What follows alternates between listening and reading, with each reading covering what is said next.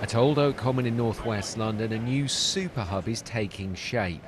The promise is thousands of jobs and what's being called the UK's best connected railway.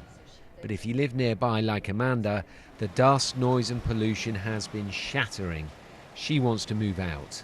It's been absolute living hell.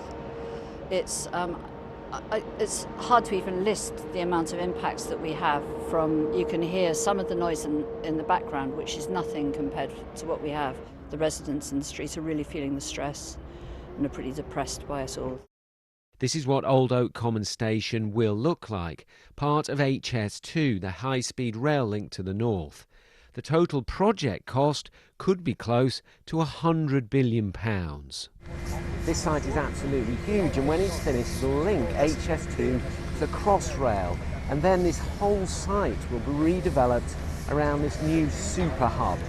What do you say to people who still aren't convinced about HS2? How do you convince them? For the sort of short to medium term, this is a huge injection of economic activity into infrastructure as we sort of climb out of the pandemic. Critics also say travel habits have changed due to the pandemic and the rise of home working. And HS2 will mean less money for other projects.